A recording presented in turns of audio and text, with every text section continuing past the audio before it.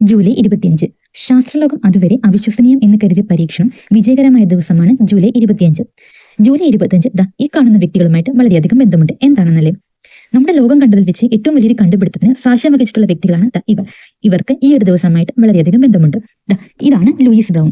ലോകത്ത് ആദ്യമായി IVF treatment വഴി ജനിച്ച വുമണാണ് ലൂയിസ് ബ്രൗൺ. 1978 ജൂലൈ 25 ഇംഗ്ലണ്ടിലെ ഓൾഡഹാം ജനറൽ ആശുപത്രി ഒരു ചരിത്ര നിമിഷത്തിന് സാക്ഷ്യം വഹിക്കുകയായിരുന്നു. നീണ്ട 9 വർഷത്തെ കാത്തിരിപ്പിനൊടുവിൽ ലെയ്സി ജോൺ ബ്രൗൺ ദമ്പതികൾക്ക് പെൺകുഞ്ഞ് പിറന്നു. ആ കുഞ്ഞിനെ അവർ ലൂയിസ് ജോൺ ബ്രൗൺ എന്ന് പേരിട്ടു.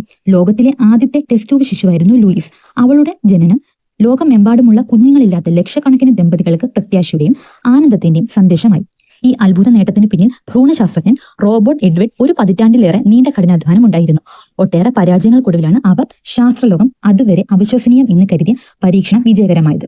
അക്കാലത്തെ ഈ നേട്ടത്തിന് അഭിനന്ദനങ്ങളെക്കാൾ വിമർശനങ്ങളാണ് ലഭിച്ചത്. പ്രകൃതിയെ വെല്ലുവിളിക്കുന്നു, ദൈവത്തിന്റെ ജോലി മനുഷ്യർ ചെയ്യുന്നു എന്നിങ്ങനെയുള്ള വാദങ്ങളായിരുന്നു. എന്നാൽ വിമർശനങ്ങളെല്ലാം ലൂയിസിന്റെ ജനനത്തോടെ അപ്രസക്തമായി. റോബർട്ട് എഡ്വേർഡിന് 2010 ഈ കണ്ടുപിടുത്തത്തിന് വൈദ്യശാസ്ത്രത്തിനുള്ള നോബൽ സമ്മാനം ലഭിച്ചപ്പോൾ അത് ശാസ്ത്രീയ മുന്നേറ്റത്തിനുള്ള അംഗീകാരമായി.